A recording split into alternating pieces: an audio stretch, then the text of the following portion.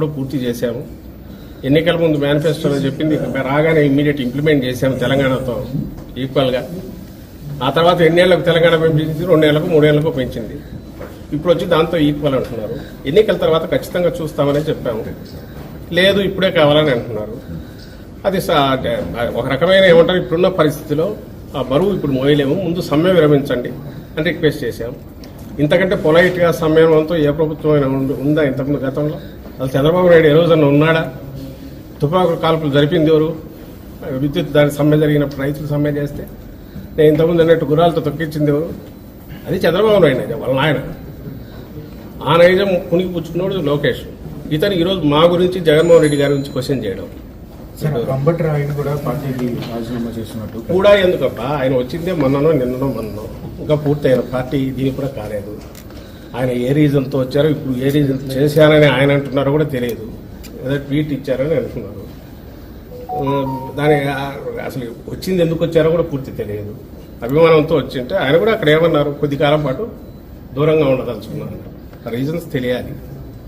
తెలిసినాక దాని గురించి ఏమన్నా. షర్మిల గారు కూడా కాంగ్రెస్ పార్టీలో చెప్పాము ఇంతకుముందు, మీకు చెప్పలేదు. కాంగ్రెస్ పార్టీలో చేరారు, పార్టీని కూడా వెళ్ళి మరి పార్టీలో జాయిన్ అవటం మరి వైసీపీకి ప్లస్ అవుతున్నా మైనస్ అవుతున్నా అసలు మీరేమన్నా? అసలు కాంగ్రెస్ పార్టీ లాస్ట్ ఎలక్షన్స్లో ఎన్ని వచ్చినాయి దానికి నాకు తెలిసి అయితే 100 కంటే తక్కువ వచ్చాయి ఓటు స్టేట్లో. అలాంటి పార్టీకి సంబంధించినంత వరకు ఎంత తక్కువ మాట్లాడుకుంటే అంత మంచిది లేదు. అసలు షర్మిలమ్మ గారు ఏ రోజైతే తెలంగాణలో పార్టీ పెట్టారో ఆ రోజే ఆమె రాజకీయ ప్రస్థానం ఒక దిశలో మొదలుపెట్టారు. ఆ తర్వాత ఏదైనా తెలంగాణ నుంచి తర్వాత కాంగ్రెస్లోకి రావాలని ఉన్నారు. దాని వెనక ఎవరున్నారని కూడా ప్రజలకు, దేశానికి అందరికీ తెలుసు. ఈ రోజుకు తెలుసు. చంద్రబాబు నాయుడు అనే వ్యక్తి అన్ని రకాలుగా ఒకవైపు కాంగ్రెస్ను మేనేజ్ చేస్తూ, ఇంకోవైపు బీజేపీ తన మనుషుల ద్వారా మేనేజ్ చేస్తూ, పవన్ కళ్యాణ్ను జనసేనను మేనేజ్ చేస్తూ, నేను ఎప్పుడు అంటుంటాను ఆర్కెస్ట్రా ఏ నుంచి జడ్ వరకు రకరకాల పార్టీలను, వ్యక్తులను అందరినీ ఇచ్చేస్తూ జగన్మోహన్ రెడ్డి గారు టార్గెట్గా ఎట్లా ఒట్లా అర్జెంటుగా ఆయన దించాలి. ఎందుకంటే వేరే రకంగా ఎదుర్కోలేడు కాబట్టి ప్రజల్లోకి వచ్చి కానీ ప్రజల సమస్యల గురించి దాని మీద యాక్ట్ చేసి కానీ, లేదా నేను అధికారంలో ఉన్నప్పుడు ఇది చేశానని చెప్పుకునే ఘనకార్యం లేదు కాబట్టి, అది లేదు కాబట్టి, సో ఇలా కొత్త కొత్తవన్నీ తీసుకొచ్చి వీటి ద్వారా ఏదో సంచలనమైన ఇది జరిగింది అన్నట్టు ఒక రకమైన మీడియా పరమైన పర్సెప్షన్ ఇది క్రియేట్ చేయడానికి చేసే దాంట్లో భాగంగా దీన్ని కూడా కుట్ర పన్నాడు.